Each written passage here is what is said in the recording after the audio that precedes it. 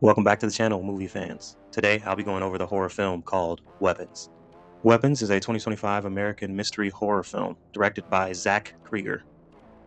The film stars Josh Brolin, Julia Garner, and Benedict Wong, amongst others in supporting roles. The plot follows the seemingly inexplicable case of 17 children from the same classroom who mysteriously run away on the same night and at the same time, having been apparently abducted by an unseen force. From the moment the opening credits roll, Weapons asserts itself as a cinematic experience that transcends the conventions of the genre. Here's my review for the movie Weapons.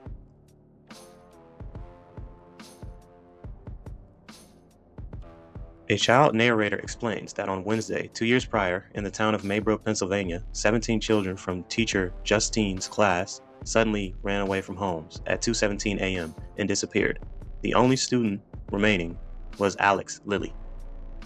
Almost a month after the incident, Principal Marcus Miller places Justine on leave due to the community's suspicion regarding her possible involvement in the children's disappearance. During this time, she resorts to alcohol and reconnects with her ex-police boyfriend, Paul Morgan. Archer, father of the missing child Matthew, is devastated with the progress of the police investigation and begins conducting his own inquiries and marks which on Justine's car. Worried about Alex, Justine follows him home and notices really strange behavior from his parents. And when we got to see what was causing the weird behavior, it was crazy. They were stabbing themselves in the face with forks. It was insane, but we'll get to that. She asks his principal Marcus to check up on them. Both Justine and Archer dream of missing children and a woman with a clown-like makeup. And when Justine returns and falls asleep in her car, Alex's mother emerges, gets in, and cuts off some of Justine's hair. We shift over to James, a local drug addict and vagrant who begins to burgle Alex's house, but finds Alex's parents and the missing children in the basement in a catatonic condition. Once James escapes, he reports the findings to the police in hopes of getting the $50K reward after pawning some silverware found in the house. But Paul, with whom James has had an earlier altercation with, he spots him and chases him down. James flees into the wood and he passes the clown-faced woman and he hides in his tent. But when Paul catches him, he panics and stabs Paul in the face with some old needles. But then he manages to explain that he found the missing children. Paul drives Alex to the house to investigate, leaving James handcuffs in the car, and hours later, Paul returns and drags James inside the house, which was really creepy scene. I was like, damn. Marcus is visited by a woman named Gladys, Alex's eccentric aunt and the family's caretaker after Alex's parents fell ill.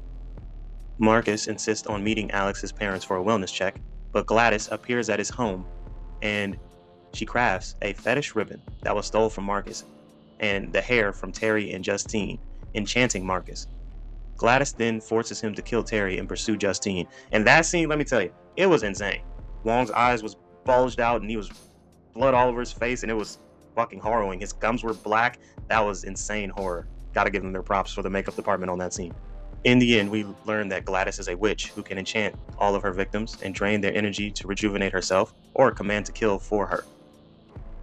Gladys wanted Alex to take items from each children in the classroom in order to control them and to drain their life force. Justine and Archer enters Alex's house where they are attacked by Paul and James, and Justine takes Paul's gun and shoots him in the head and James. Archer looks for Matthew in the basement, but Gladys enchants him and sends him to attack Justine. Meanwhile, Alex evades his bewitched parents and copies Gladys' spell with hair from her wig. And the children emerge from the basement and chases Gladys out the house, tearing her apart. And it was insane, that ending. I didn't see that coming. Alex, he came through in the clutch and definitely clutched up. That was insane when they were tearing her apart. It was deserved, though. She definitely got what she deserved. Insane, man. Each scene was truly purposeful, reinforcing the film's central themes of fragmentation and uncertainty. The narrative choices serve several purposes. It mirrors the unpredictable nature of violence, underscores the interconnectedness of all our lives, and challenges the audience to piece together the timeline, much like a fractured puzzle. All in all, I have to give Weapons a solid 8 out of 10. I truly enjoyed it. The character performances were solid. The plot was a bit wonky in places, but it still was pretty good at the end of the day. The pacing in the beginning was a bit of a problem. The cinematography was brilliantly shot, and the effects the makeup and. Well, that's it for me. If you could like, comment, subscribe, turn on post notifications, tell me what you thought about weapons down below in the comments if you can. Follow all the socials. Until next time, YouTube, we are out. Peace.